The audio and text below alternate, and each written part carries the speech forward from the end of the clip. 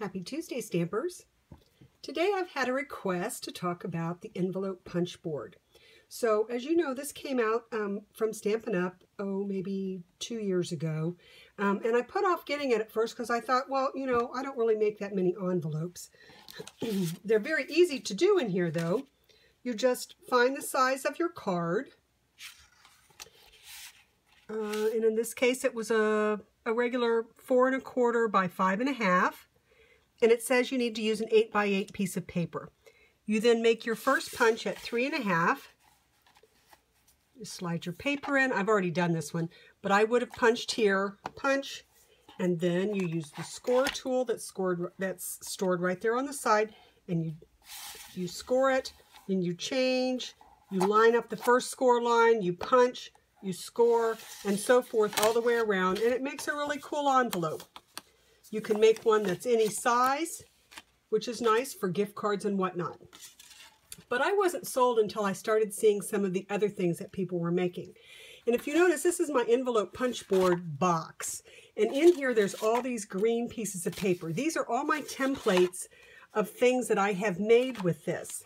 For instance, this one is for a full-size candy bar. You punch and you score. I've got all my little instructions here. This then folds up. The little knobs go in here, notches, and that would hold a full size like a Baby Ruth or something like that if you wanted to give that as a gift.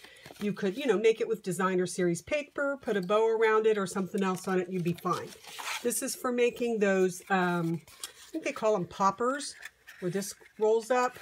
You've got the two ends that come in, and you have little treats or something that you put in there. Okay, so today I'm just going to demonstrate a couple of the other things that we make. My favorite one that I make normally is called, I call it a bag in a box, okay? And this one, again, it's just scored and punched with the envelope punch board. And when you're done, it makes this cute little, see how it kind of looks like there's a bag in the box? It's actually just all one piece of paper. It's just brought up like this in the middle, and then these two edges come up, that folds down, and you see how it makes the little bag in the box. These come together, we don't tack that down.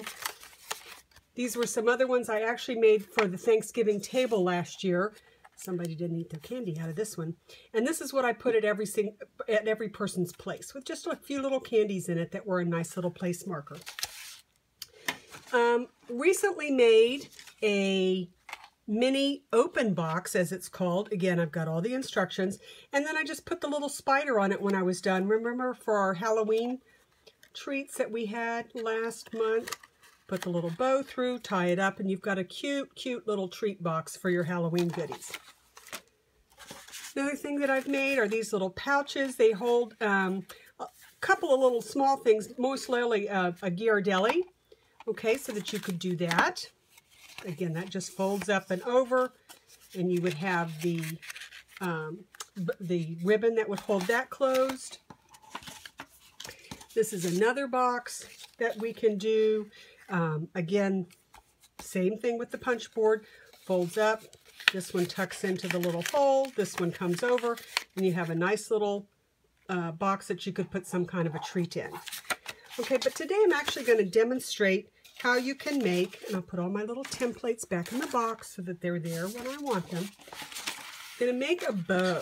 Now, you know there's a lot of bow makers out there, but this makes this really, really cute, cute little bow. You could put this on the front of a card. You could put it on the front of a gift box, a gift bag, or whatever that you wanted to do.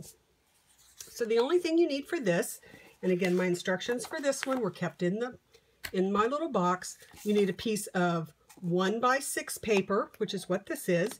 You need a piece of 1 by 3 1/2, and then you just need a little piece of like 1/4 by 1 inch or 1 1/4 inch. Okay, you punch this at 3 on both sides. Okay, and then you're just gonna notch the ends. Punch, punch. See, I'm just notching the ends, and that's just going to be so your little bow comes together real nice. Okay, this piece which is going to be on the bottom, I'm just going to notch it this way. Okay, so then all you have to do is to take, and of course I forgot my glue dots over here. No, they're there. If you take your bone folder, which again, there's one that comes with this, and you curl your edges here a little bit, it just makes it easier for it to curl over.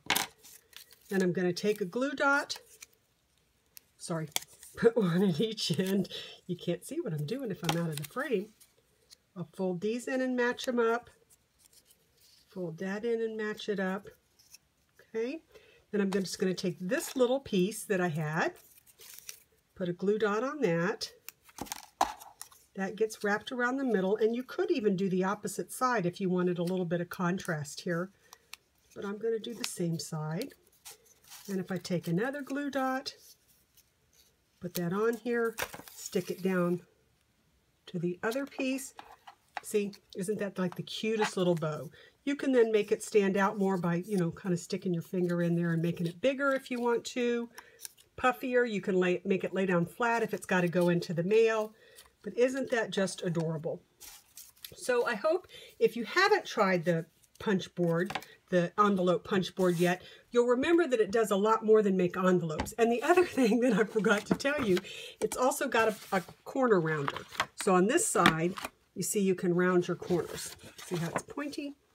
And that's your corner rounder, in case you'd like your corners rounded instead of sharp. So I hope you have a nice day, and I'll see you soon. Bye.